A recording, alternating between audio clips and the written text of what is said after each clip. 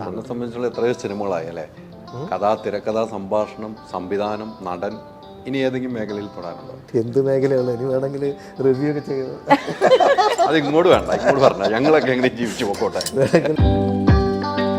പലപ്പോഴും എഴുതിയ കഥകളിലെ പല കഥാപാത്രങ്ങളും ഇപ്പം എന്നെ വിട്ടു പോയിട്ടൊന്നുമില്ല, എൻ്റെ കൂടെ തന്നെ ഉണ്ട്. പക്ഷെ അവിടെയൊക്കെ വിവാദങ്ങൾ ഉണ്ടാവുന്നു എന്നാണ് ഞാൻ മനസ്സിലാക്കുന്നത്. ഞാൻ ആദ്യകാലത്ത് വർക്ക് ചെയ്ത സിനിമകളിൽ ആ യൂണിറ്റിലുണ്ടായിരുന്ന എത്ര പേര് ലഹരി ഉപയോഗിക്കുമായിരുന്നു. ഫാമിലിയിൽ നിന്ന് 3 സിനിമ ഓരോ ആഴ്ചയിൽ മാറി മാറി വരാൻ പോവാണ്.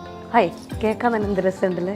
അല്ല സത്യമല്ല. പൂങ്കുലയിൽ 3 പൂക്കൾ എന്നൊക്കെ പറഞ്ഞത് പൊന്മുട്ടിടുന്ന താറാവാണ് എൻ്റെ സങ്കടം. പൊന്മുട്ടിടുന്ന തട്ടാൻ എന്നായിരുന്നു അതിൻ്റെ പേര്.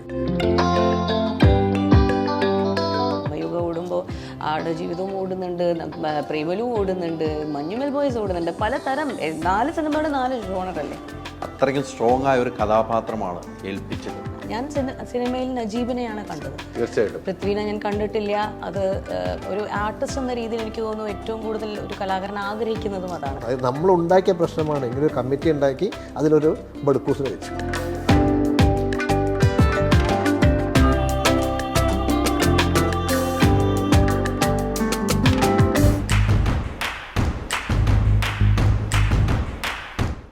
ഓക്സിജനിൽ ഏപ്രിൽ 10 വരെ എസികൾക്ക് വമ്പിച്ച വിലക്കുറവ്. ഉടൻ ഷോറൂം വിസിറ്റ് ചെയ്യൂ. Oxygen, the cooling expert. നമസ്കാരം. പുത്തൻ സിനിമയുടെ വിശേഷങ്ങൾ പങ്കുവയ്ക്കാൻ നമുക്ക് ഏറ്റവും ഇഷ്ടപ്പെട്ട 2 അതിഥികൾ, 2 പേർക്കും സ്വാഗതം.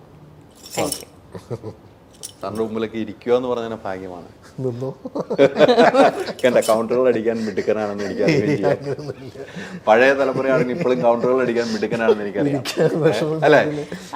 സാറിന്റെ കൂടെ സമയം ചെലവഴിക്കാന്ന് പറയുന്നത് അതാണ്. ഞങ്ങൾ രാവിലെ എഴുന്നേറ്റ് അഭിനയിക്കാൻ വരുന്നതിന് എല്ലാവരും മുന്നേ ഉറ്റു നോക്കുന്ന കാര്യമാണ്. ഞാൻ സാറിന്റെ കൂടെ പോയി കുറച്ചേരം സമയം സ്പെൻഡ് ചെയ്യാം. ഇങ്ങനെ ഇമ്മീഡിയറ്റ് ആയിട്ട് ലൈറ്റപ്പ് ആവും നമ്മള്. ഇപ്പോൾ ഉള്ളവരിലും കൂടുതൽ അതിന്റെ അപ്പുറത്തേക്കാണ് കൗണ്ടർ അടിക്കണമെന്ന് എനിക്കറിയാം. ഞാൻ കുറച്ച് പഠിച്ചിരുന്നു. അതെയാ? ഇന്ന് ഞാനൊരു വിറ്റ്നസ് ആണ് നിങ്ങളുടെ കോൺവെർസേഷൻ കേട്ടോ. ഭയങ്കര ഇൻട്രസ്റ്റിംഗ് കോൺവെർസേഷൻ ആയിരിക്കും. എന്തായാലും പുതിയ സിനിമയിലെ വിശേഷങ്ങളാണ് നമുക്ക് അറിയേണ്ടത്. എന്താണ് ഈ സബ്ജക്ട് തിരഞ്ഞെടുക്കാനുള്ള കാരണം? കുറെ നാളുകൾക്ക് ശേഷം നായികയായിട്ട് വരികയാണ്. പ്രഷർ. ആദ്യത്തെ ചോദ്യം സാറിനോട് ചോദിക്കാം. സാർ ഇരിക്കുമ്പോ ഞാൻ സംസാരിക്കുന്നത് ഞാനല്ല, അദ്ദേഹമാണ് കൗണ്ടർ വരും. അതിനു വേണ്ടിയാ. അതെയോ? ആ കൗണ്ടർ ഞാൻ പ്രതീക്ഷിക്കും. അദ്ദേഹമാണ് ഷാനവാസ് സാറും പലേരി സാറുമാണ് ആദ്യം എന്നെ വിളിക്കുന്നത്. രഘുനാഥ് പലേരിയുടെ ഒരു സ്ക്രിപ്റ്റിൽ പ്രധാനമായിട്ടുള്ള ഒരു കഥാപാത്രം അഭിനയിക്കണമെന്ന് പറഞ്ഞ് വിളിക്കുമ്പോൾ ഇത് തിരഞ്ഞെടുക്കാനുള്ള കാരണങ്ങൾ ഞാൻ ചിന്തിക്കണം എന്നൊരു തോട്ട് എനിക്ക് ഉണ്ടായിട്ടില്ല. ഇത് തന്നെയാണ് കാരണം. തീർച്ചയായിട്ടും കൗണ്ടറോടെ വരും ഞാൻ പറഞ്ഞു.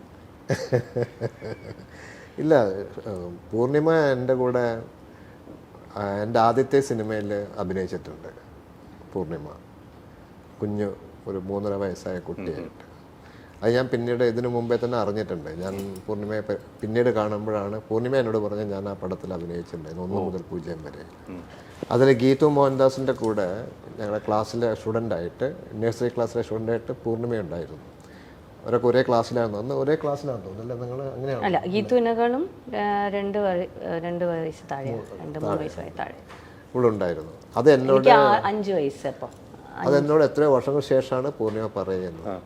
അപ്പോൾ ഒരു വലിയൊരു കൗതുകമായിരുന്നു എനിക്ക്. അപ്പോൾ ഈ കഥ സ്ക്രിപ്റ്റ് എഴുതി കഴിഞ്ഞപ്പോൾ അതിൽ ഷാനവാസ് പൂർണിമയുടെ കാര്യം പറഞ്ഞപ്പോൾ എനിക്കതൊരു വലിയൊരു എത്രയോ വർഷത്തിന് ശേഷമാണെന്ന് ആലോചിക്കണത് അല്ലേ?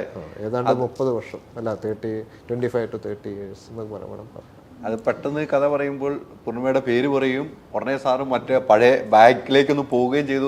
അത് അതിന് മുമ്പ് ഇവിടെ കണ്ടതുകൊണ്ടാണ്. ഇവളാണ് എന്നോട് പറയുന്നത്, പൂർണിമ എന്നോട് പറയുന്നത് ഞാൻ നിങ്ങളുടെ സാറിൻ്റെ പടത്തിൽ അഭിനയിച്ചിട്ടുണ്ട്, മാത്രമല്ല പാട്ടും പാടിയിട്ടുണ്ട്.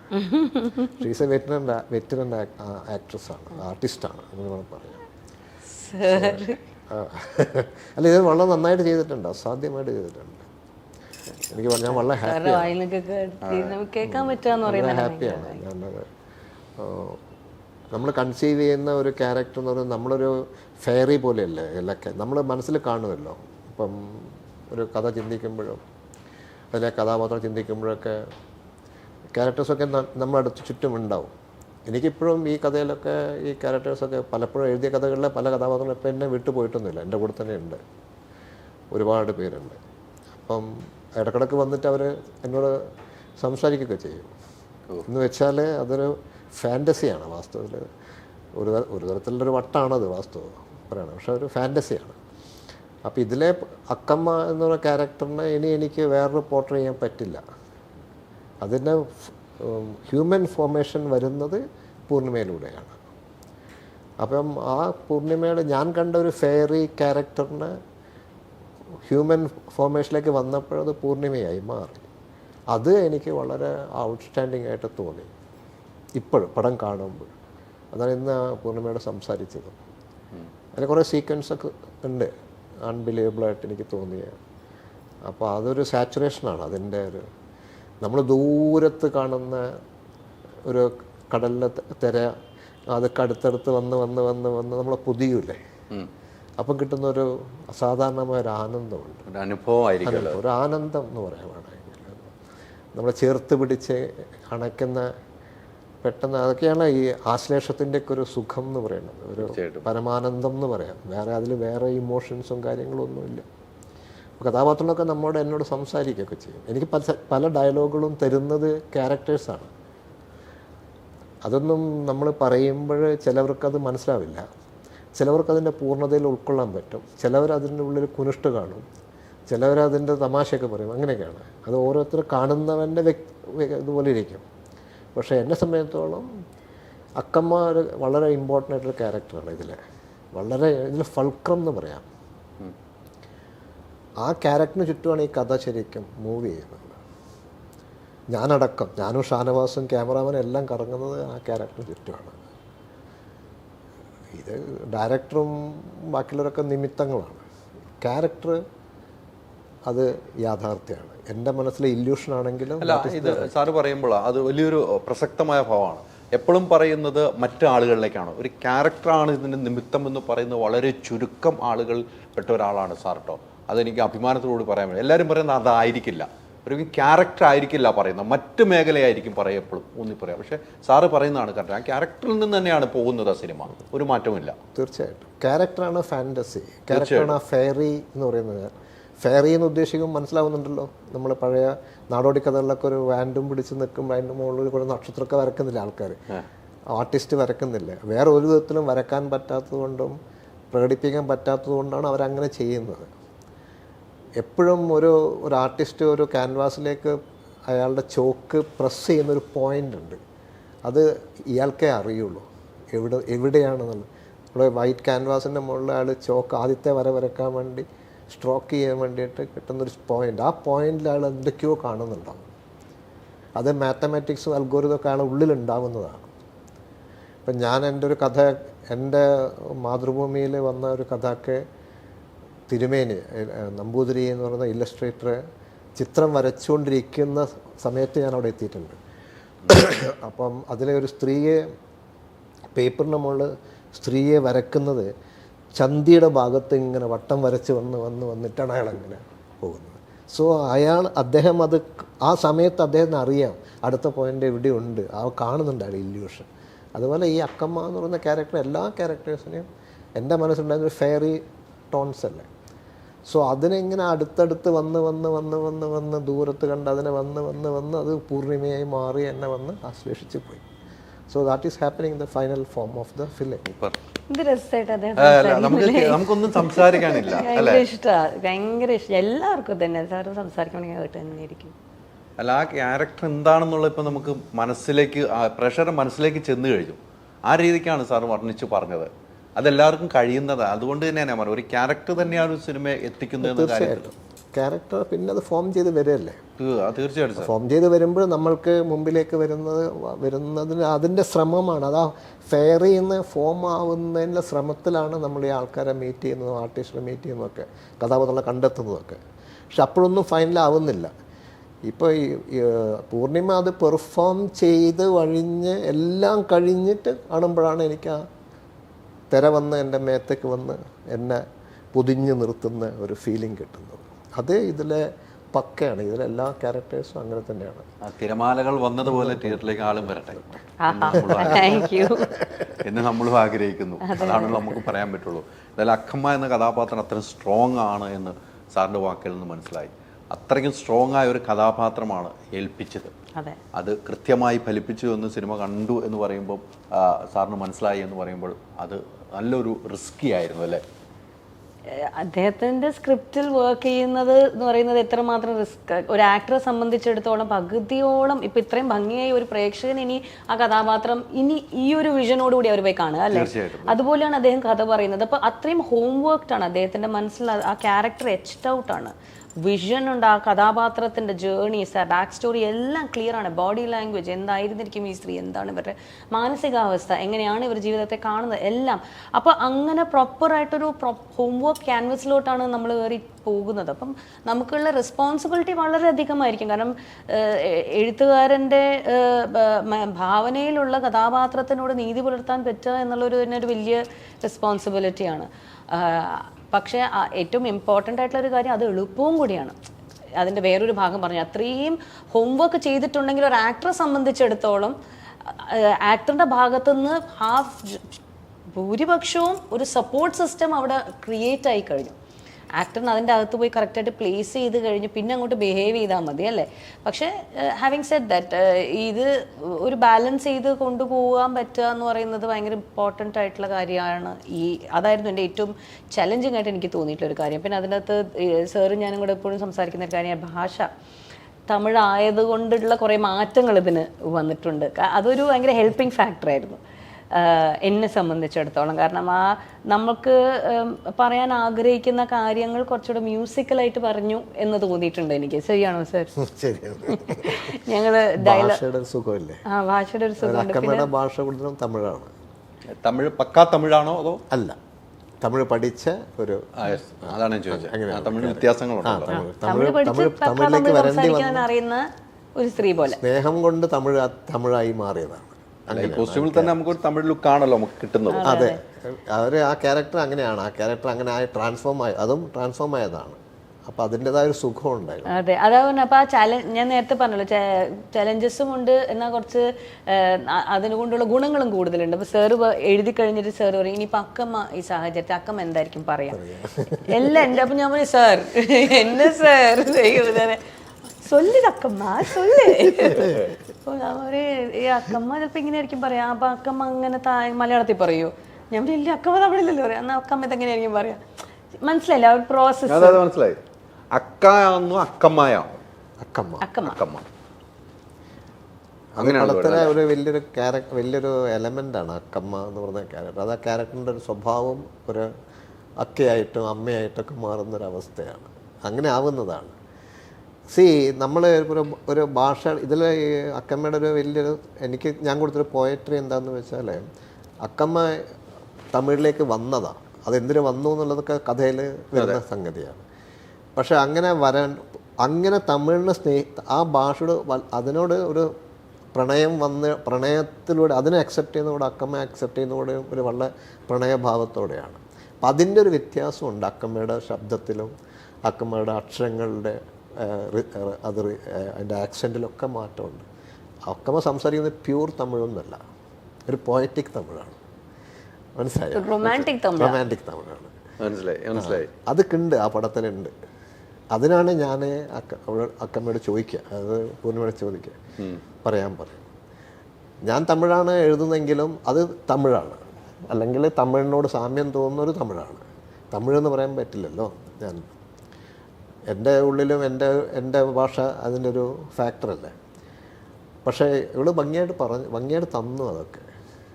പിന്നെ ഞാൻ പറഞ്ഞ ഇവരോടൊക്കെയുള്ള എനിക്ക് തോന്നിയൊരു വലിയ സന്തോഷം എന്താ വെച്ചാൽ, നമ്മൾ വർക്ക് ചെയ്യുന്ന ആൾക്കാരുടെ ഭയങ്കര ഒരു സ്മൂത്ത് റണ്ണിങ് ആണ്. നമുക്ക് ഫീൽ ചെയ്യില്ല, ഒരു പുകയുടെ ഉള്ളിൽ കൂടെ ഒക്കെ പോകുന്ന ഫീലിംഗ് ആണ് നമുക്ക്.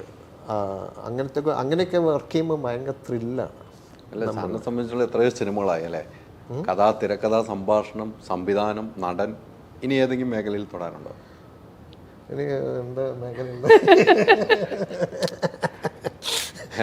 എന്ത് മേഖലയുള്ളൂ? ഇനി വേണമെങ്കിൽ റിവ്യൂ ഒക്കെ ചെയ്ത് അത് ഇങ്ങോട്ട് വേണ്ട, ഇങ്ങോട്ട് പറഞ്ഞ ഞങ്ങളൊക്കെ എങ്ങനെ ജീവിച്ചു പോക്കോട്ടെ. വേണമെങ്കിൽ നമ്മളെടുത്ത സിനിമ നമ്മൾ തന്നെ റിവ്യൂ ചെയ്ത് നമ്മൾ തന്നെ ചാനലൊക്കെ ഉണ്ടാക്കി അങ്ങനെയൊക്കെ ചെയ്യാം. രസമല്ലേ ഇതൊക്കെ? എന്തൊക്കെ ഉള്ളത് എല്ലാ രസം അങ്ങനെ ചെയ്യാൻ വേണമെങ്കിൽ അല്ല, ഈ വന്ന കാലഘട്ടത്തിന്റെ മാറ്റങ്ങളുണ്ടല്ലോ സാർ, സിനിമയ്ക്കും സിനിമയുടെ പ്രേക്ഷകരിലും എനിക്ക് മാറ്റങ്ങൾ അങ്ങനെ ഒത്തിരി ഫീൽ ചെയ്യുന്നു. ഇല്ല, എനിക്ക് അങ്ങനെ മാറ്റമൊന്നും തോന്നുന്നില്ല. ഇല്ല നമ്മളിപ്പോൾ ട്രെയിനിൽ പോകാമെന്ന് വിചാരിക്കുക, നമ്മൾ ഇവിടുന്ന് ലോങ് ട്രിപ്പ് പോവാണ്, 6000 കിലോമീറ്റർ അപ്പുറത്തേക്ക് പോവാണ്. സോ നിങ്ങളുടെ യാത്രയ്ക്ക് എന്ത് വ്യത്യാസം ഉണ്ടാവുക? ഇഫ് യു തുടക്കം മുതൽ നിങ്ങൾക്കത് ആസ്വദിക്കാൻ സാധിച്ചാൽ, ഞാൻ ആസ്വാദനം എന്നാണ് പറയുന്നത്. ഞാൻ ജീവിതം എൻ്റെത് ഇതൊരു സിനിമ പോലെയാണ്. നമ്മുടെ ജീവിതം എല്ലാം ഒരു സിനിമയല്ല. നിങ്ങളുടെ ജീവിതത്തിൽ ഇപ്പോൾ നടക്കുന്ന ചിലപ്പോൾ സ്റ്റണ്ടായിരിക്കും, എനിക്കറിയില്ല, അല്ലെങ്കിൽ റൊമാൻസ് ആയിരിക്കും. അപ്പം നമ്മൾ ദിവസവും സ്ക്രിപ്റ്റ് എഴുതില്ല ചെയ്യുന്നത്. ഓരോ സമയത്തും നമ്മൾ പ്രിപ്പയർഡ് ആവില്ല ചെയ്യുന്നത്. ഫിലിം ജീവിതം തന്നെയല്ലേ തിരക്കഥ എന്ന് പറയുന്നത്. ഞാൻ തിരക്കഥ ജനിച്ചെന്ന് മുതൽ എഴുതാൻ തുടങ്ങിയ ആളാണ്. എൻ്റെ തിരക്കഥ കണ്ടും പഠിച്ചും മനസ്സിലാക്കിയിട്ടും. ഇപ്പോൾ നമ്മൾ സിനിമയിലേക്ക് വരിക, അക്കമ്മ കണ്ടുമുട്ടുന്നൊരു കഥാപാത്രത്തിന് അക്കമ്മ കണ്ടു കഴിഞ്ഞ ശേഷം അക്കമ്മ ബിഹേവ് ചെയ്യുന്ന വേറെ വിധത്തിലല്ലേ. അപ്പോൾ അവിടുന്ന് അക്കമ്മയാണ് സ്ക്രിപ്റ്റ് എഴുതുന്നത്, അല്ലാണ്ട് ഞാനല്ല. അപ്പോൾ ആ സമയം മുതൽ അക്കമ്മയുടെ സ്ക്രിപ്റ്റ് തന്നു തുടങ്ങി. അക്കമ്മയുടെ സ്ക്രിപ്റ്റ് കാണുമ്പോഴാണ് മറ്റേ ആൾ സ്ക്രിപ്റ്റ് എഴുതുന്നത്. അങ്ങനെയാണ് സിനിമയാവുന്നത്. ഏതും അങ്ങനെയല്ല. അല്ലാണ്ട് പർട്ടിക്കുലർ ആൾ, ഇപ്പം ഞാൻ മാത്രം ഇരുന്നുകൊണ്ട് എനിക്കൊരു സിനിമ എഴുതാൻ പറ്റില്ല. ക്യാരക്ടേഴ്സ് എന്നെ ഹെൽപ്പ് ചെയ്യണം, അല്ലാതെ എങ്ങനെ ചെയ്യാൻ പറ്റുക? ഞാൻ മഴവിൽക്കാവടി എഴുതുന്ന സമയത്ത് അതിലൊരു മീശയില്ല വാസു എന്ന് പറഞ്ഞ കഥാപാത്രമുണ്ട്. അയാൾ കുറച്ച് നേരം എന്നെ കാത്തു നിന്നിട്ട് ദേഷ്യം പിടിച്ച് എൻ്റെ അടുത്തേക്ക് കയറി വന്നതാണ്. എൻ്റെ അടുത്തേക്ക് വന്ന് അവിടെ ഇരുന്നിട്ട് എന്ന് വെച്ചാൽ പുറത്ത് കാത്തുനിന്ന് സഹിക്കാൻ പറ്റാതെ അപ്പോൾ അയാൾ എൻ്റെ അടുത്തേക്ക് ഉള്ളിലേക്ക് വന്നിട്ട് എൻ്റെ അടുത്ത് ഡയലോഗ് പറഞ്ഞ് അകത്തേക്ക് കയറിപ്പോയതാണ്. ഇത് ഞാൻ പറഞ്ഞാൽ സത്യന് വേഗം മനസ്സിലാകും. അങ്ങനെയൊക്കെയാണ്. ഞാൻ പലപ്പോഴും ഷാനവാസോണ്ടും പറഞ്ഞിട്ടുണ്ട്, ഇത് എഴുതുന്ന സമയത്തൊക്കെ വിളിക്കും. ഉച്ചയ്ക്ക് പറഞ്ഞായിരിക്കില്ല ഞാൻ വൈകുന്നേരം പറയും. ഞാൻ വീട്ടിൽ എൻ്റെ കഥ മനസ്സിലുണ്ടാകുമ്പോൾ കഥ ചിലപ്പോൾ മോൾക്ക് പറഞ്ഞു കൊടുക്കാറുണ്ട്. വിവാഹം കഴിക്കുന്നതിന് മുമ്പ് അനിയത്തിയും ജ്യേഷ്ഠനൊക്കെയാണ് ഇത് കേൾക്കാറ്. അമ്മ കേൾക്കും, അമ്മ പറയും. അപ്പം കുറച്ച് കഴിയുമ്പം ചിലപ്പോൾ മറന്നു പോകും ഞാൻ. അപ്പം ഞാൻ അമ്മയോട് ചോദിക്കും, എന്തേലും അമ്മ ഞാൻ പറഞ്ഞത്? അപ്പം അമ്മ ഓർമ്മിച്ച് പറയും. അപ്പോൾ അപ്പോഴാണ് ഓർമ്മിക്കുക. അപ്പോഴാണ് നമ്മൾ സാധനങ്ങൾ ആലോചിക്കുമോ, നിങ്ങളുടെ വീട്ടിലുള്ള ഒരാൾ പെട്ടെന്ന് കൃഷ്ണൻകുട്ടിയെ കാണാനില്ല, കൃഷ്ണൻകുട്ടി ഇവിടെ പോയി, അയാൾ കൃഷ്ണൻകുട്ടി, അപ്പോൾ അയാളുടെ കൂടെ ഇറങ്ങിപ്പോയ ആളാരാണ്? അത് മറ്റേ ഇവനല്ലേ എന്ന് ചോദിക്കുന്നത്. അതുപോലെ നമ്മളെ പരിചയപ്പെടുത്തി കൊടുത്തിട്ട് ജീവിതം അങ്ങനെയല്ലേ സുഹൃത്തേ? തീർച്ചയായിട്ടും. നിങ്ങൾ ഒരു ദിവസം രാവിലെ എഴുന്നേറ്റിട്ട് വൈകുന്നേരം വല്ല സ്ക്രിപ്റ്റ് എഴുതിയിട്ട് രാത്രി കിടന്നുറങ്ങല്ലേ ചെയ്യുന്നത്? അല്ല, ഇതൊരു പാഠപുസ്തകമല്ല, ഒരു യൂണിവേഴ്സിറ്റി ആണല്ലോ. ഇവിടെ ഇരുന്ന് ഇങ്ങനെ ഇരിക്കാൻ നമുക്ക് ബോഡി ഓഫ് വർക്ക് എക്സ്പീരിയൻസ്. അല്ല, മഴവിൽക്കാവടിയിൽ ആ സാധനം പറഞ്ഞതാണ്, അത് പെട്ടെന്നൊരു സാധനം കയറി വന്നതേ. ഇവിടെയാണ് പിന്നെ നമ്മളൊക്കെ മനസ്സിലാക്കുന്നത് ഇപ്പോഴുള്ള എഴുത്തുകാരെയും നേരത്തുള്ള എഴുത്തുകാരെയും തിരിച്ചറിയേണ്ട ഒരു കാലഘട്ടത്തിലൂടെ നമ്മൾ യാത്ര ചെയ്യുന്നുണ്ട്. ഞാൻ വിശ്വസിക്കുന്നുണ്ട്, ഇതിൽ നിന്നും ഞാൻ വിശ്വസിക്കുന്നു. അവരാണെല്ലാം എന്നൊരു ധാർഷ്ട്യവും അവരാണെല്ലാം എന്നുള്ളത്. പക്ഷെ നല്ല എഴുത്തുകാരാണ്. പക്ഷെ അവിടെയൊക്കെ വിവാദങ്ങൾ ഉണ്ടാകുന്നു എന്നാണ് ഞാൻ മനസ്സിലാക്കുന്നത്. പക്ഷെ ഇദ്ദേഹം പറയുന്ന ഓരോ വാക്കുകളിലും നമ്മൾ ആ ക്യാരക്ടർ അവിടെ ചെന്നിട്ട് നമ്മൾ പറഞ്ഞു കൊടുക്കുക എന്നാണ് പറഞ്ഞ ഡയലോഗ്. അത് വലിയൊരു പോയിന്റാണല്ലോ. അല്ല, പൂർണ്ണിമയെ കണ്ടെഴുതുമ്പോൾ അക്കമ്മ പറയുവാണ് ഇത് എഴുത് എന്ന് പറയുന്നവർ. അങ്ങനെ പറയാൻ ആരാണ് ചങ്കൂറ്റം കാണുന്നത്? ഇത് ഞാൻ എഴുതിയാന്നല്ല പറയുന്നത്. ഐ തിങ്ക് ആ കമ്പാരിസൺ എന്ന് പറയുന്നത് നമുക്ക് ഇവിടെ വരുത്തേണ്ട കാര്യമില്ല. കാരണം അത് നമ്മൾ കൊണ്ടുവരുന്ന കാര്യങ്ങളാണ് ഈ കമ്പാരിസൺ എന്നൊക്കെ പറയുന്നത്, അല്ലേ? ഓരോരുത്തർക്ക് അവരുടേതായ ശൈലിയുണ്ട്, അതാണ് അവരുടെ ചൈതന്യം. സാറിൻ്റെ സ്ക്രിപ്റ്റിൻ്റെ ചൈതന്യം എന്നാണ് അദ്ദേഹത്തിൻ്റെ പേഴ്സണാലിറ്റി, അദ്ദേഹത്തിൻ്റെത് പാലേരിസം എന്നാണ് നമ്മൾ പറയുക അതിന്. That's S identity. അദ്ദേഹം കൺസീവ് ചെയ്യുന്ന, അദ്ദേഹം കാര്യങ്ങളെ കാണുന്ന രീതി എല്ലാം. അപ്പോൾ അത് വേറൊരാളെ തന്ന് മെച്ചപ്പെട്ടതാണ് മോശപ്പെട്ടതാണ് എന്നൊരു രീതിയിലോട്ട് നമ്മൾ പോകാതെ, അത് നമുക്ക് സിനിമയ്ക്ക് ഏറ്റവും കൂടുതൽ ബ്ലെസ്ഡ് ആയിട്ടുള്ള ഒരു കോൺട്രിബ്യൂഷൻ അത് കാരണം ഉണ്ടായത്. കലയ്ക്ക് ഏറ്റവും കൂടുതൽ ഗുണമുള്ള ഒരു കാലഘട്ടം. എത്രയോ സിനിമകൾ, ക്ലാസിക്സ് എടുത്തു കഴിഞ്ഞാൽ എത്രയോ സിനിമകളുണ്ട് സാറിൻ്റേത്, അല്ലേ? അപ്പോൾ അത് ആ ഒരു രീതിയിലാണ് ഞാൻ അതിനെ കാണുന്നത്. പിന്നെ എനിക്കൊന്ന് സാറായിരിക്കും കുറച്ചുകൂടെ ആപ്റ്റ് ആവുക. സാറിൻ്റെ ആ ചോദ്യത്തിന് സാറിൻ്റെ ഉത്തരം എന്തായിരിക്കും? ഒരു കമ്പാരിറ്റീവ് സ്റ്റഡി നടത്തുകയാണെങ്കിൽ അതിൻ്റെ ഇല്ല, അത് കമ്പാരിറ്റീവ് സ്റ്റഡി നടത്താതിരിക്കുന്നതാണ് നല്ലത്. അങ്ങനെയൊന്നുമില്ല. ഞാൻ ഇപ്പോഴത്തെ എല്ലാ സിനിമകളും ഞാൻ കാണും. എനിക്ക് ഒരുപാട് സിനിമകൾ ഇഷ്ടമാണ്. ഔട്ട്സ്റ്റാൻഡിങ് ആയിട്ടുള്ള ടെക്നീഷ്യൻസ് ഉണ്ട് നമ്മൾക്ക്. പുതിയ തലമുറ എന്നൊക്കെ പറയുന്നില്ലേ? പുതിയ തലമുറ എന്ന് പറഞ്ഞാൽ ഞാനും 2024 ഒരു ഫ്രഷ് ജനറേഷനല്ലേ ഞാൻ, അല്ലേ? പുതിയ തലമുറ പഴയ തലമുറ അതും റോങ് കൺസെപ്റ്റാണ്. നിങ്ങളുടെ വീട്ടിൽ നിങ്ങളുടെ അച്ഛനും അമ്മയൊക്കെ ഇല്ലേ? അതും നിങ്ങളെങ്ങനെയാണ് പഴയ ബ്രാൻഡാന്ന് പറയുക? No, they are also same brand actually. നമ്മുടെ കാഴ്ചപ്പാടാണ് അവരങ്ങനെ ആക്കുന്നത്. നമ്മൾ ഏത് കാലത്താണോ നിൽക്കുന്നത്, നമ്മളെല്ലാവരും ന്യൂ ആണ്. പഴയ അങ്ങനെ ചിന്തിക്കുന്ന അർത്ഥമില്ല. സോ ഞാൻ ഒരുപാട് പുതിയ ഈ യങ്സ്റ്റേഴ്സായിട്ട് പ്രായം കൊണ്ട് താഴെ നിൽക്കുന്ന, അല്ലെങ്കിൽ പ്രായം കൊണ്ട് എൻ്റെ അടുത്ത് ഓടിയെത്താൻ പറ്റാത്ത ഒരുപാട് യങ്സ്റ്റേഴ്സിനായിട്ടും എനിക്ക് നല്ല ബന്ധങ്ങളുണ്ട്. എനിക്ക് അവരെയൊക്കെ തന്നെ ബഹുമാനവും സ്നേഹവുമാണ്. ഞാൻ ഒരുപാട് പേരുടെ കൂടെ വർക്ക് ചെയ്തിട്ടുണ്ട്. അവരെല്ലാവരും വളരെയേറെ അത്ഭുതമായിട്ട് പലതും ചിന്തിക്കുന്നുണ്ട്. അത്ഭുതം തോന്നും നമ്മൾക്ക്. അപ്പോൾ അവരൊക്കെ ഔട്ട്സ്റ്റാൻഡിങ് ആയിട്ടുള്ള ഫിലിം ഉണ്ടാക്കുന്നുണ്ട്, കഥകൾ എഴുതുന്നുണ്ട്, സ്ക്രിപ്റ്റ് എഴുതുന്നുണ്ട്. ആരും എനിക്ക് ഒന്നും മോശമായിട്ട് തോന്നിയിട്ടില്ല. പണ്ട് എങ്ങനെയായിരുന്നോ എൻ്റെ ഓർമ്മയിൽ, ഞാൻ ആദ്യകാലങ്ങളിൽ സിനിമ തുടങ്ങുന്ന സമയത്തുണ്ടായിരുന്ന ആ ഒരു യൂണിറ്റിയും കാര്യങ്ങളൊക്കെ ഇന്നും ഉണ്ട്. പക്ഷെ അതിൻ്റേതായ സ്വഭാവത്തിലാണെന്ന് മാത്രമേ ഉള്ളൂ. വേറെ ഒന്നുമില്ല. സ്നേഹവും വാത്സല്യവും റെസ്പെക്റ്റും എല്ലാം ഉണ്ട്. പണ്ട് തെങ്ങിൻ്റെ മുകളിൽ കയറി കള്ളെടുത്ത് കുടിക്കുമായിരുന്നു. ഇപ്പം അടുത്ത കടയിൽ പോയിട്ട് എന്തെങ്കിലും മരുന്ന് വാങ്ങി കഴിക്കും. അത്രയേ ഉള്ളൂ. ഞാൻ ആദ്യകാലത്ത് വർക്ക് ചെയ്ത സിനിമകളിൽ ആ യൂണിറ്റിലുണ്ടായിരുന്ന എത്ര പേര് ലഹരി ഉപയോഗിക്കുമായിരുന്നു.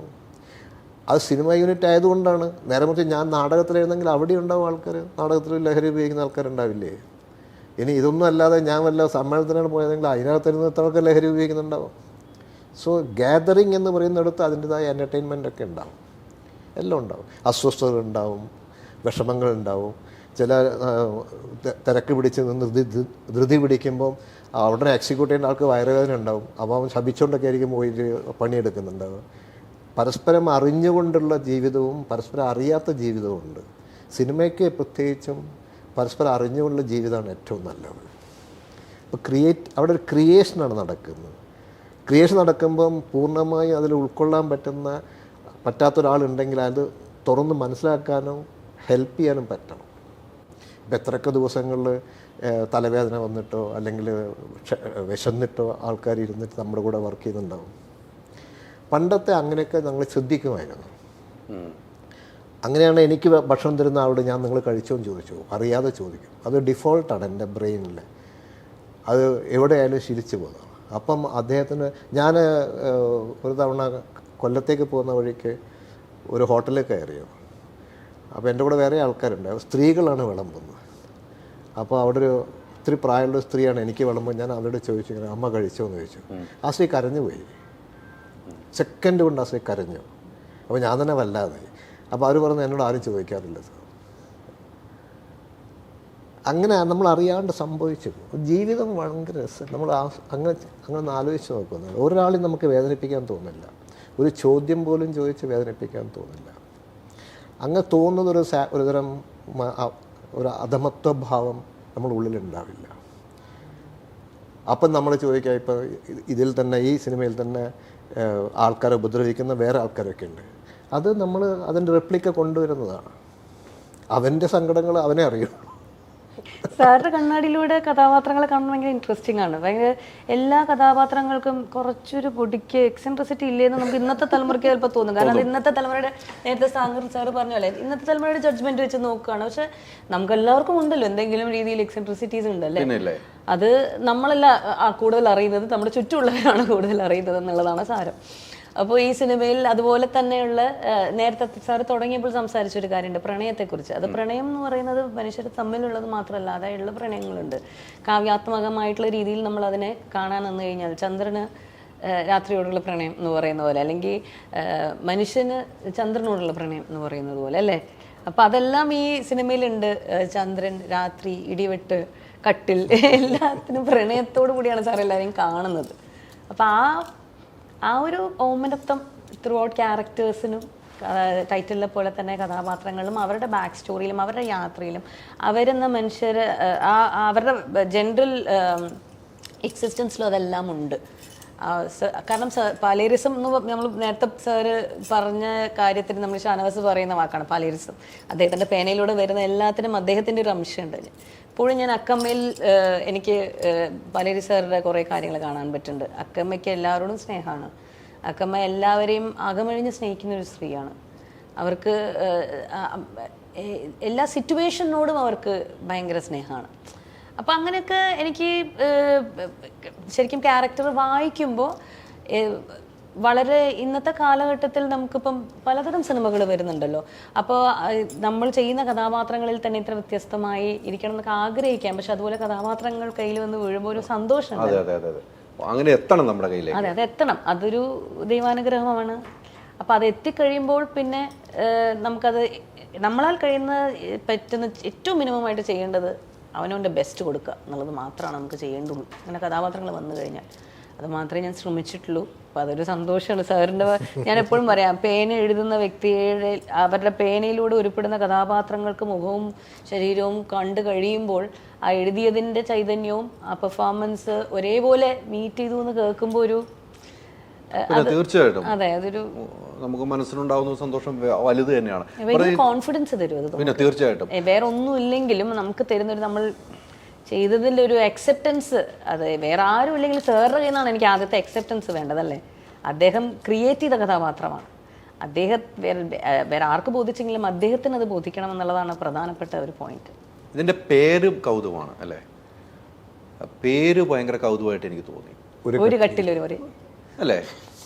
അത്തരം ഒരു പേരിലേക്ക് വരാനുള്ള ഒരു സാഹചര്യം എഴുതുമ്പോൾ പേര് എഴുതുമ്പോഴേ ഞാൻ എഴുതിയതാണ്. അതെ അല്ലേ? ഒരു കട്ടിലൊരു മുറി നമ്മൾ വായിച്ചപ്പോഴും അങ്ങനെ പറഞ്ഞിട്ടുണ്ടായിരുന്നു. അതെ, എങ്ങനെയുണ്ട് എന്ന് ചോദിച്ചു എൻ്റെ അടുത്ത്.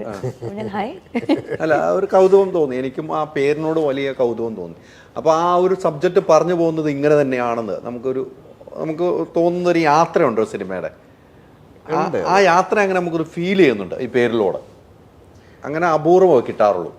എപ്പോഴും നമ്മുടെ ഒരു വ്യക്തിയെ നമ്മൾ കാണുന്നതും വ്യക്തിക്കൊരു പേരിടുന്നുണ്ടല്ലോ എപ്പോഴും. ആ പേര് ശരിക്കും പറഞ്ഞാൽ ആ വ്യക്തിയുടെ ഒരു ആകത്തുക നമുക്ക് ചിലപ്പം തന്നിരിക്കും.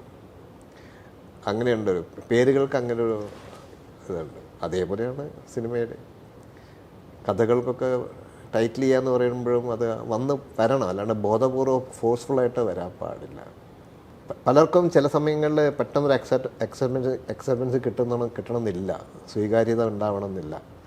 പക്ഷേ പതുക്കെ അതിൽ കയറിക്കഴിഞ്ഞാൽ ചിലപ്പം അങ്ങോട്ട് അത് പിടിച്ചു നിൽക്കും. ഞാൻ പേരെഴുതാതെ സ്ക്രിപ്റ്റ് അപൂർവ്വം ചെയ്തിട്ടുള്ളൂ. അതല്ലേ? ചില തുടക്കത്തിൽ ആദ്യം പേര് എഴുതി അങ്ങനെയാണോ അതോ അതിന്റെ ടൈറ്റിൽ വരും, മനസ്സിലാദ്യം വരും. അതങ്ങനെ കഥ നമ്മളിപ്പം മനസ്സിലാദ്യം നമ്മൾ കഥ ഇങ്ങനെ കംപ്ലീറ്റ് ചിന്തിക്കുമല്ലോ, ചിന്തിച്ച് അങ്ങനെ ഇടയിൽ എപ്പോഴെങ്കിലും വന്ന് വരും. പൊന്മുട്ടിടുന്ന താറാവാണ് എൻ്റെ സങ്കടം. പൊന്മുട്ടിടുന്ന തട്ടാൻ എന്നായിരുന്നു അതിൻ്റെ പേര്. അല്ല, അങ്ങനെയായിരുന്നല്ലോ പേര്. അതെ, പക്ഷെ അത് ഒരു ഇഷ്യൂസ് ഉണ്ടായപ്പോൾ ആവശ്യമില്ലാത്തൊരു ഇഷ്യൂ ആണ്. പിന്നീടാണ് അവർക്ക് മനസ്സിലായതല്ല എന്നുള്ളത്. ഇന്നലെ അന്നും ഇങ്ങനത്തെ ഇഷ്യൂസ് ഉണ്ട്. അന്ന് ഇഷ്യൂസ് എപ്പോഴും ഉണ്ടാവുമല്ലോ. എന്തെങ്കിലും ഒരു മാങ്ങ മാവിൻ്റെ മുകളിൽ കണ്ടു കഴിഞ്ഞാൽ കല്ലെറിയാണെന്ന് തോന്നുന്ന അത്രയും ആൾക്കാരില്ലേ? അന്ന് പൂർണ്ണ വളർച്ചയെത്താനോ അല്ലെങ്കിൽ ഇതാവാനോ കാത്തിരിക്കില്ലല്ലോ. ഒന്ന് എറിയാൻ തോന്നും പലർക്കും. അതെ അതെ അതെ. വെറുതെ എറിഞ്ഞ് നിലത്തിട്ടിട്ട് പോകുന്ന ആൾക്കാരുണ്ട്, അതിനെ തഴുകുന്ന ആൾക്കാരുണ്ട്, അതിനെ എന്താ പറയുക പലതും ചെയ്യുന്ന ആൾക്കാരുണ്ട്, അവസരം കഴിക്കുന്ന ആൾക്കാരുണ്ട്. അതിൻ്റെ സാഫല്യം എന്ന് പറയുന്നത് അത് പൂർണ്ണ വളർച്ചയെത്തിയിട്ട് കഴിക്കുമ്പോഴല്ല അതിന് പേര് നഷ്ടപ്പെട്ട ഭയങ്കര സങ്കടമായിരുന്നു അല്ലേ? സങ്കടമല്ല, എനിക്ക് ചിരിയാ വന്നത്. പൊന്മുട്ടിടുന്ന തട്ടാൻ എന്നായിരുന്നു അതിൻ്റെ ടൈറ്റിൽ. അതിലും നല്ലൊരു എൻ്റെ മനസ്സിലെ കൺസെപ്റ്റിൽ അതില്ല. അതിൻ്റെ തുടക്കം തന്നെ അങ്ങനെയായിരുന്നു. പണ്ട് എവിടെയോ ഒരു പൊന്ന് തട്ടാനുണ്ടായിരുന്നു. അവൻ ആരോടും പറയാതെ ആരോരും അറിയാതെ പ്രപഞ്ചത്തിൻ്റെ അങ്ങേ കോണിൽ ഭംഗിയുള്ളൊരു പൊന്മുട്ടയിട്ടു. അതാണ് പടം തുടങ്ങുന്നത്. അത് ഈശ്വരനാണ്. ഞാൻ കണ്ട തട്ടാൻ ഈശ്വരനാണ്. അതൊരു യൂണിവേഴ്സൽ സബ്ജക്റ്റായിരുന്നു. അപ്പോൾ അത് കഴിഞ്ഞ് ആ പടം ഇറങ്ങുന്ന സമയത്ത് അതെന്താണെന്ന് പോലും അറിയാൻ കാത്തു നിൽക്കാതെ പൊന്മുട്ടയിടുന്ന തട്ടാൻ എന്ന് കേട്ടപ്പോൾ അതിൽ തട്ടാനാണ് ഞാനെന്ന് വിചാരിക്കുന്ന കുറച്ച് പേരിൽ ഏതോ ഒരാൾ അയാൾ കുത്തിരുന്ന് മുട്ടയിടുന്നതാണ് അയാൾ മനസ്സിൽ കണ്ടത് എന്ന് പറയുമ്പോൾ അദ്ദേഹം എവിടെ കിടക്കുന്നു? അവനോട് ഞാൻ എന്ത് പറയാനാ? അവനെ വിളിച്ചിട്ട് ഞാൻ ഈശ്വരനാണ് മുട്ടയിടുന്നത് പറഞ്ഞാൽ ഈശ്വരൻ മുട്ടയിടുമെന്ന് ചോദിക്കില്ലല്ലോ. പിന്നെ അവനോട് ഞാൻ ഭൂമി ഉരുണ്ടതാണെന്ന് പറയുമ്പോൾ ആര് പറഞ്ഞു നിങ്ങളാരാണോ പറയാമെന്ന് ചോദിക്കില്ലേ? പിന്നെ ഇതൊക്കെ പഠിപ്പിച്ചെടുക്കാൻ എനിക്കിവിടെ സമയം, എനിക്ക് എന്തൊക്കെ പണിയുണ്ട്, എനിക്ക് അടുത്ത നിമിഷത്തിലേക്ക് കടക്കണ്ടേ. ഇപ്പം ഇവിടെ വന്ന് ഇരുന്ന നിങ്ങളല്ല ഇപ്പം എൻ്റെ മുമ്പിൽ ഇരിക്കുന്നത്. നിങ്ങൾ വളരെയാണ്. ഇവിടെ വന്നിരുന്ന ആളല്ല അക്കമ്മ, ഈ ഞാൻ. നമ്മൾ ഇത് കഴിഞ്ഞ് തീരുമ്പോൾ നമ്മൾ ഈ വന്നിരുന്ന നമ്മൾ എല്ലാം ഇല്ലാണ്ടായി. നമ്മൾ പുതിയ ആൾക്കാരാണ്. ആ ഫ്രഷ്നെസ്സല്ലേ നമുക്ക് കിട്ടേണ്ടത്. അപ്പോഴേക്കും ഇതിനൊരു മെറ്റീരിയൽ വാല്യൂവിൽ നമ്മൾ കാണുമ്പോഴേ ആ തട്ടാൻ എന്ന് പറഞ്ഞ പടം പിന്നെ ബേസിക് പ്രോബ്ലം എന്താണ്, ഇതിൻ്റെ സാമ്പത്തികം, ഇതിൻ്റെ പ്രശ്നങ്ങളൊക്കെ വരും. അപ്പോൾ ഉടനെ തന്നെ അപ്പോഴേക്കും ഞങ്ങൾ ഇതൊക്കെ അടിച്ച് പോസ്റ്ററൊക്കെ ഒട്ടിച്ച് കഴിഞ്ഞിരുന്നു. അപ്പോഴേ പൊന്മുട്ട താറാവെന്നാക്കാമെന്ന് പറഞ്ഞു. എന്താണെന്ന് വെച്ചാൽ താറാവാക്കി. അതൊരു പഴയ കഥയാണ്. ആരോ ഏതോ ഒരു മുമ്പ് ആരോ പറഞ്ഞു കേട്ട ഒരു ഓൾഡ് ഒരു ഫെയറി ടെയിലാണത്. അപ്പം ഞങ്ങൾ എന്ത് ചെയ്തു, സത്യൻ എന്ത് ചെയ്തു, അതിൻ്റെ താറാവ് എന്നുള്ള വേറൊരു ഇതുണ്ടാക്കിയിട്ട് ഈ പൊന്മുട തട്ടാനെ ഒട്ടിച്ചിരിക്കുന്ന എല്ലാ സ്ഥലത്തും കൊണ്ടുപോയിട്ട് ആ തട്ടാൻ്റെ മുകളിൽ താറാവ് ഒട്ടിച്ചു. അപ്പോഴും ആൾക്കാരെന്താ പറയുന്നത്, തട്ടാൻ നല്ലേ, കാരണം തട്ടാൻ പുറത്തേക്ക് കാണുന്നുണ്ട്, അതിൻ്റെ മുകളിൽ താറാവ് ഒട്ടിച്ചു. എന്നിട്ട് സത്യൻ പരസ്യം കൊടുത്തു, താറാവുകൾ പ്രതിഷേധിക്കില്ലെന്ന് വിചാരിക്കുന്നു. അവിടെ ആ ഹൈറ്റിലേക്ക് എത്തിക്കണം എനിക്ക് ഈ മുട്ടയിട്ടു എന്ന് ചിന്തിക്കുന്ന ഒരാളോട്. മനസ്സിലായി. നമ്മളെവിടെ ആരോടാ ഫൈറ്റ് ചെയ്യുക? ഒരു വലിയ കൽവെട്ട് കുഴിയുടെ ഏറ്റവും മുകളിൽ നിൽക്കുന്ന നമ്മൾ താഴേക്ക് നോക്കിയിട്ട് അവിടെ താഴത്ത് ഇങ്ങനെ ഇതാക്കി വിഷമിച്ചുകൊണ്ടിരിക്കുന്ന, അല്ലെങ്കിൽ നമ്മളോട് എതിർത്ത് നിൽക്കുന്ന ഒരാളോട് എങ്ങനെ നമ്മൾ എന്ത് പറഞ്ഞിട്ടാണ് അവിടെ ഇറങ്ങി ചെല്ലേണ്ടത്? നമ്മൾ അയാൾക്കൊട്ട് കയറി വരാനും പറ്റില്ല. ഈ കുത്തിരുന്ന് മുട്ടയിട്ടൊന്ന് ചിന്തിക്കുന്ന ഒരു തട്ടാനോട് എനിക്കൊരിക്കലും സംവേദിക്കാൻ പറ്റില്ല. അയാളുടെ സാരില്ല ശരി, ആ മുട്ട വേണ്ടെന്ന് പറഞ്ഞിട്ട്. പക്ഷേ ഇത് ഞാൻ ചിരിക്കുക ചെയ്തത്, കാരണം അതാണ് ശരിക്കും കാലത്തിന് മുമ്പേ വന്ന സിനിമ എന്നെ സംബന്ധിച്ചിടത്തോളം. അല്ല, ഇത് പറഞ്ഞപ്പോൾ ഇപ്പോൾ ഒരു പ്രശ്നം നടന്നു. ഒരു ഭാരത് സർക്കാർ ഉൽപ്പന്നം പാട്ട് വരെ സെൻസർ ചെയ്തിട്ടു, പിന്നീട് അത് ഭാരതത്തിൽ നിന്നും എടുത്തു കളാൻ ഒരു സർക്കാർ ഉൽപ്പന്നമാക്കി. ഈ പറഞ്ഞ അവർ കൊണ്ട് ലാൽ ജോസ് ഉൾപ്പെടെ ഉള്ളത് കൊണ്ട് എൻ്റെ മുകളിൽ സർക്കാർ ഉൽപ്പന്നം ഒട്ടിക്കേണ്ട. നമ്മളുടെ ഇതൊന്നും രാജ്യത്തിൻ്റെയോ രാഷ്ട്രത്തിൻ്റെയോ ജനങ്ങളുടെയോ പ്രശ്നമല്ല.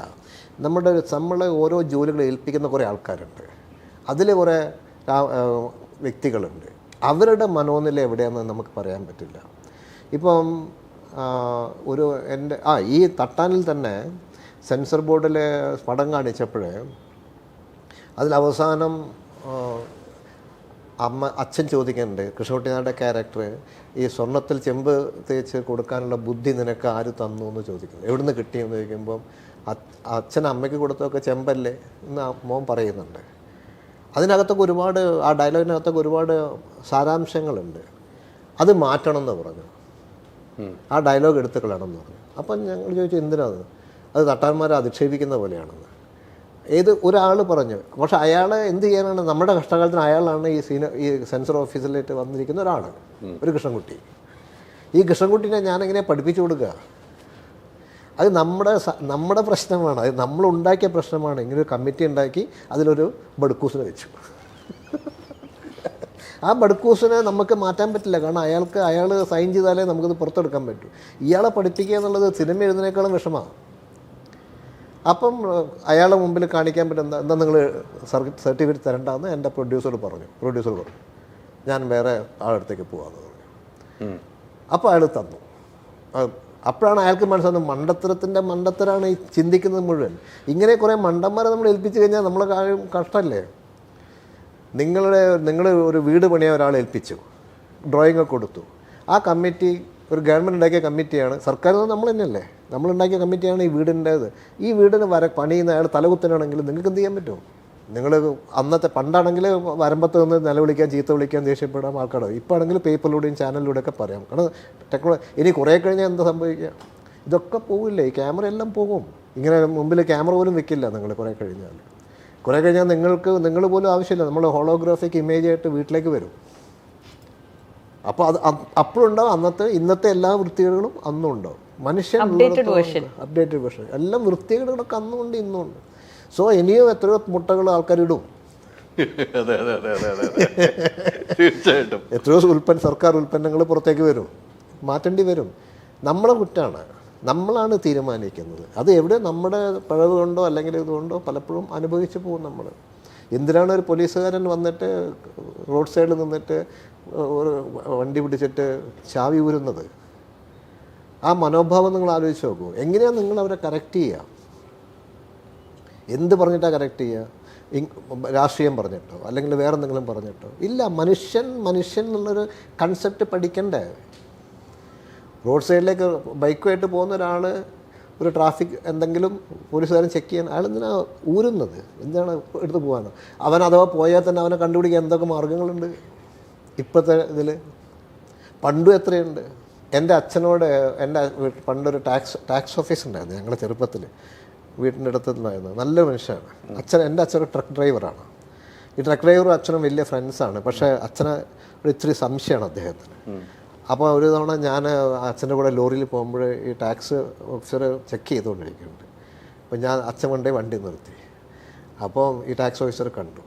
പേപ്പർ അച്ഛൻ ക്ലീനർ ഇതിന് പേപ്പറുമായിട്ട് പോയി ടാക്സ് കൊടുത്തു. അദ്ദേഹം നോക്കി പക്ഷെ അദ്ദേഹം നോക്കുന്നൊന്നുമില്ല. അദ്ദേഹം അച്ഛനോട് പറയാണ് പോയിക്കോളാൻ. അദ്ദേഹം അച്ഛനോട് പോയിക്കോളാൻ പറഞ്ഞ ശേഷം എന്ത് സംഭവിച്ചു? അവിടെ ഉണ്ടായിരുന്ന എല്ലാ വണ്ടികളും അയാൾ പോയിക്കോളാൻ പറഞ്ഞു. അപ്പോൾ അയാളുടെ മനോനില എന്താ? ഞാൻ ഇങ്ങനെയൊക്കെയാണ് ഒബ്സർവ് ചെയ്യുക ആൾക്കാരെ. എന്തുകൊണ്ടാവും എന്തൊക്കെയോ കാര്യങ്ങളുണ്ടാവും. മനുഷ്യത്വം എന്ന് പറഞ്ഞ സംഗതിയില്ല. പൊന്മുഴ താറാവിലെ പൊന്മുഴ തട്ടാൻ എന്ന് പറഞ്ഞ അതിന് എഗെയിൻസ്റ്റായിട്ട് കോടതിയിലേക്കോ ആരോ എന്തോ നോട്ടീസ് കൊടുത്തപ്പോൾ അത് ആ പടം ഒന്ന് കാണാനോ അത് എന്താണെന്ന് എന്നോട് വിളിച്ച് ചോദിച്ചൂടെ? എൻ്റെ അടുത്തൊരു ജഡ്ജോ അല്ലെങ്കിൽ ചോദിച്ചാൽ ഞാൻ ഇതിൻ്റെ ആദ്യത്തെ സ്ക്രിപ്റ്റിൻ്റെ ആദ്യം പറഞ്ഞ അയാൾ പറയും പോയി പണി നോക്കാൻ പറയും അവരോട്. വിവരമുള്ള ഒരു ആൾക്കാർ ജഡ്ജാണെങ്കിൽ അയാൾക്ക് മനസ്സിലാവുന്ന ആയിരിക്കില്ലേ? അങ്ങനെ എത്രയോ പേരില്ലേ? എൻ്റെ അടുത്ത് സിന്ദൂരരേഖ എന്ന് പറഞ്ഞ പടത്തിൽ സെൻസർ ബോർഡ് എന്ന് പറഞ്ഞ് അതിൽ കൊശവൻ എന്ന് വിളിക്കുന്നുണ്ട് അമ്മാവൻ. അതെടുത്താണ് ഞാൻ പറയും കൊശവൻ എന്താ? അങ്ങനെ ഒരു സമൂഹമുണ്ട്, കുശവ സമൂഹം. ഞാൻ പറയും കൊശവനല്ല, അത് കുശവയാണ്. കാ വേറെ, കോ വേറെ, കൂ വേറെ.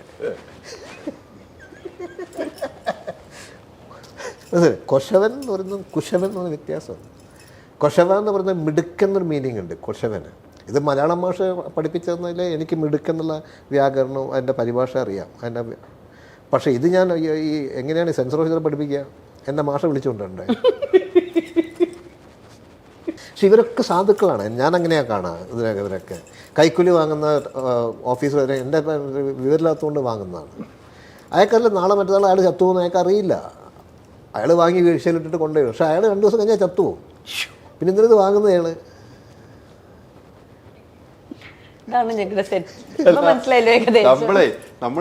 നമ്മള് ഒന്നും സംസാരിച്ചിട്ടില്ല ഇതുവരെ. ഇതിങ്ങനെ കേട്ടോണ്ടിരിക്കും. നമുക്ക് ഒരു കട്ടിലൊരു മുറിയെ കുറിച്ച് സംസാരിക്കാം. അല്ല, എല്ലാ കഥകളുമാണ് കേൾക്കാൻ പറ്റിയ കഥകളാണ്. ഞാനിപ്പോ സംസാരിക്കുന്ന ഈ ഒരു കട്ടിലൊരു മുറിയെ പറ്റി തന്നെയാണ് വാസ്തവത്തില്. അല്ലെ, അതിലേക്ക് എത്തുന്നുണ്ട് നമ്മള്. നമ്മള് അത് തമ്മിലാണ് സംസാരിക്കുന്നത്. ഇതിലെ കഥാപാത്രങ്ങളൊക്കെ ചോദിക്കുന്നത്. ഇതിലെ സെൻസർ ബോർഡ് എന്തൊക്കെ ഇടപെട്ടായിരുന്നോ? അയ്യോ, എന്ന് സെൻസർ ബോർഡ് എന്ത് ഇടപെടണം അവരെ നമ്മൾ കൊടുത്തിട്ടില്ല. ഇനിയിപ്പോ സാറിന്റെ സിനിമകൾ സെൻസർ ബോർഡ് ഒന്നും കൂടെ ഇടപെടും ഈ ഇന്റർവ്യൂ കഴിയുമ്പോൾ? അയ്യോ, അങ്ങനെയൊന്നും. സെൻസർ ബോർഡൊക്കെ ആവശ്യമാണ്. ആവശ്യത്തിന് അതില് വലിയ ബുദ്ധിജീവികൾ എന്ന് പറഞ്ഞ കുറെ ആളുകൾ കയറിയിരിപ്പുണ്ട്. പ്രശ്നങ്ങൾ എനിക്ക് എൻ്റെ ജീവിതത്തിൽ എനിക്ക് ആരോടും ദേഷ്യം തോന്നിയിട്ടില്ല ഇതുവരെ. ഒരു ദേഷ്യമൊന്നുമില്ല. ഒരുപക്ഷെ എനിക്ക് തീക്ഷ്ണമായ ജീവിത അനുഭവങ്ങൾ ഇല്ലാത്തതുകൊണ്ടാവാം ചിലപ്പോൾ. എൻ്റെ ദേഹത്തേക്ക് ഒരു ന്യൂക്ലിയർ ബോംബ് വീഴാത്തതുകൊണ്ടാവാം, അറിയില്ല. പക്ഷേ എനിക്കിതൊക്കെ മനസ്സിലാവും, എനിക്കറിയാം, ഞാൻ ഉൾക്കൊള്ളുന്നതാണ്. പക്ഷെ എനിക്ക് ദേഷ്യം തോന്നിയിട്ടില്ല ആരോടും. ദേഷ്യം തോന്നേണ്ട ആവശ്യം എന്താ ഉള്ളത്? എന്നെ കൊല്ലാനിപ്പോൾ ഒരാൾ വെടിവെച്ച് കൊല്ലാൻ വന്നാലും ഞാൻ ചോദിക്കാറുള്ളൂ ബ്രാൻഡ് ഏതാണെന്ന്, തോക്കിൻ്റെ മോഡൽ ഏതാണെന്ന് ചോദിക്കും. വാങ്ങും, ചിലപ്പോൾ പഠിപ്പിച്ച് തരാമെന്ന് പറയും. 5 മിനിറ്റ് കഴിഞ്ഞിട്ട് മതിയെന്ന് ചോദിക്കും. അങ്ങനെയൊക്കെ ഞാൻ ചിലപ്പോൾ അങ്ങനെയൊക്കെ ഞാൻ കാണാറുണ്ട്, ചിന്തിക്കാറുണ്ട്. എന്തിനാണ് ഒരാൾ ദേഷ്യം തോന്നേണ്ട ആവശ്യം? തീർച്ചയായിട്ടും ആരോടും ദേഷ്യവും പരിമവും വേണ്ട. എന്തിനാണ്? എൻ്റെ ഗുണമില്ലാത്ത സംഗതിക്ക് നമ്മൾ നേരത്തെ പറഞ്ഞാൽ എന്തായാലും നമ്മൾ മരിക്കാനുള്ളതാണ്. മരിക്കുന്ന ഉറപ്പല്ലേ? നമ്മൾ തന്നെ ഇപ്പോൾ എത്ര വർഷം മരിച്ചിട്ടുണ്ടാവും. നമ്മൾ എന്തൊക്കെയോ ഓരോ വണ്ടി നിങ്ങൾ ഡ്രൈവ് ചെയ്ത് പോകുമ്പോൾ നിങ്ങൾ ശ്രദ്ധിക്കുമോ?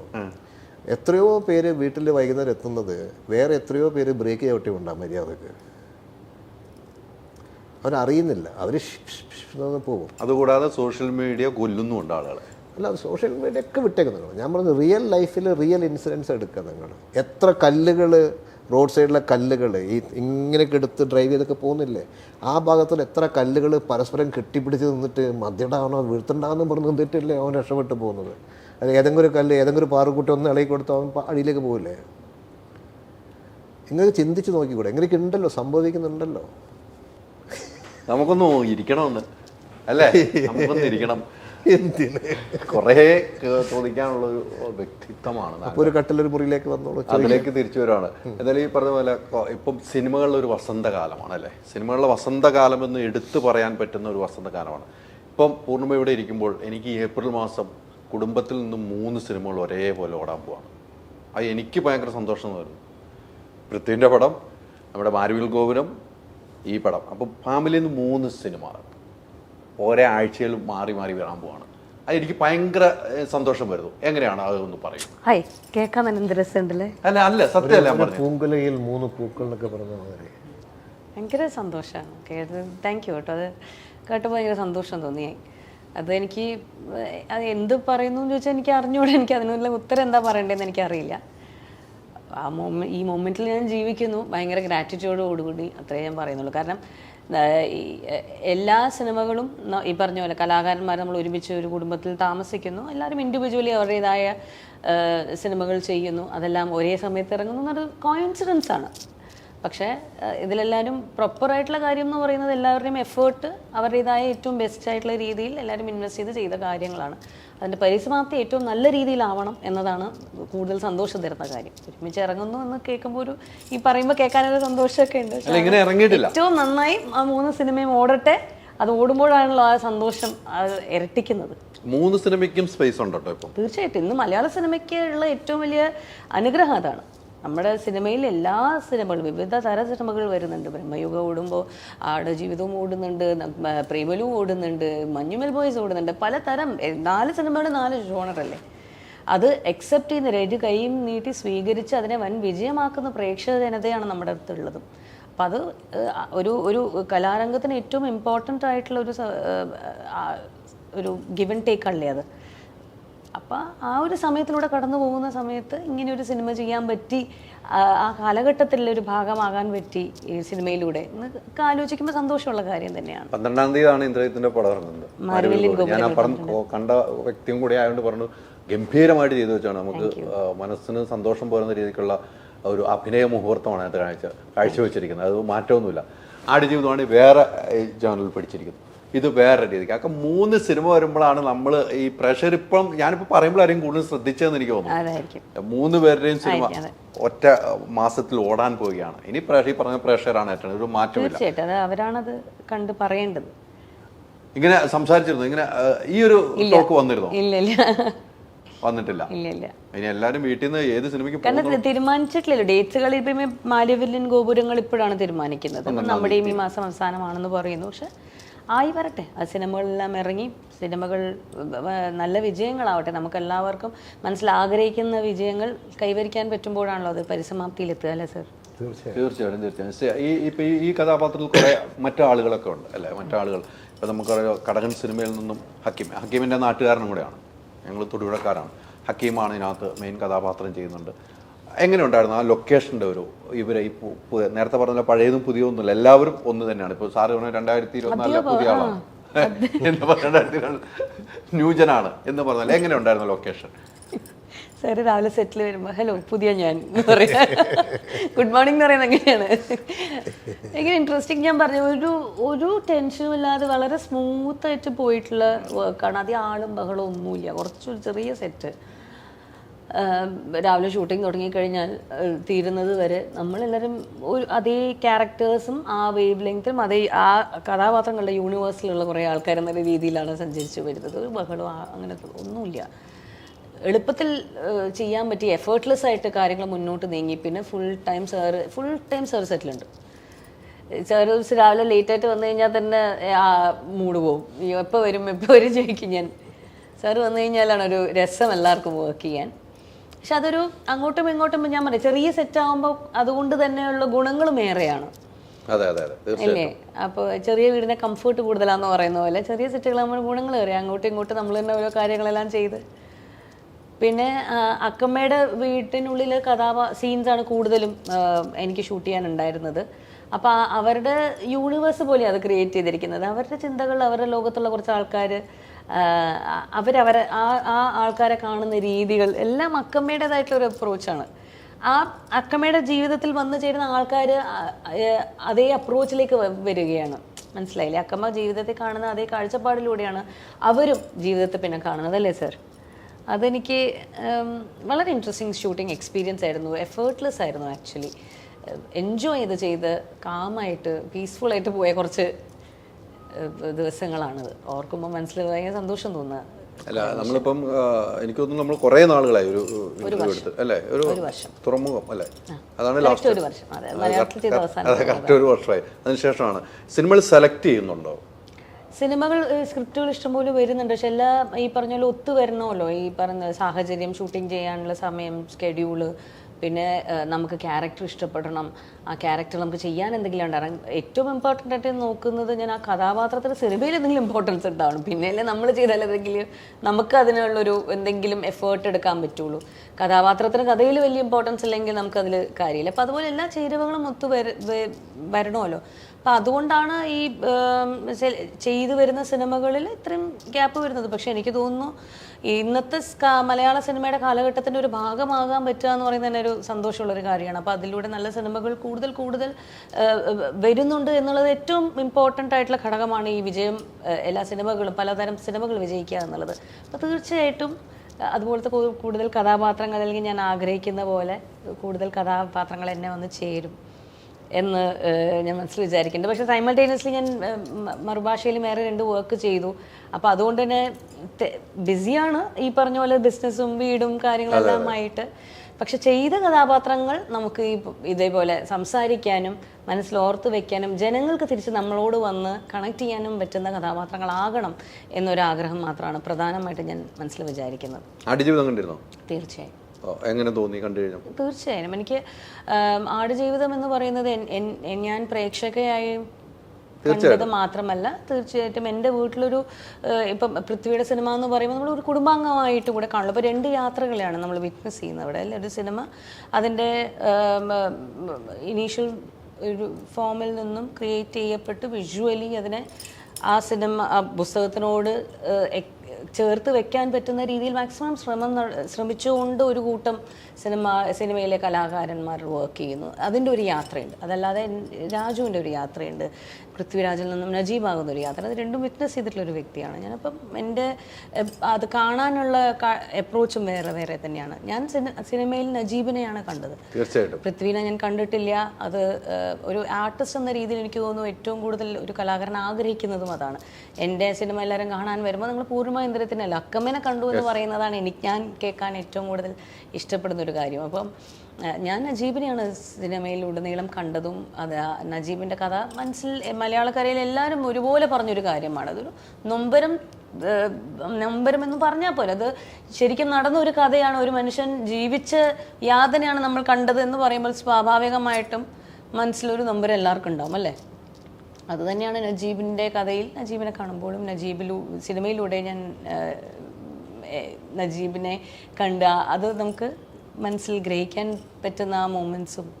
പുസ്തകവും വായിച്ചിട്ടുണ്ട് ആക്ച്വലി, ഇംഗ്ലീഷ് വേർഷനും മലയാളം വേർഷനും. കാരണം മലയാളം വായിച്ചു കഴിഞ്ഞ പ്രാർത്ഥനയ്ക്ക് വേണ്ടിയിട്ടാണ് ഞാൻ ഇംഗ്ലീഷ് വേർഷൻ എടുക്കുന്നത്.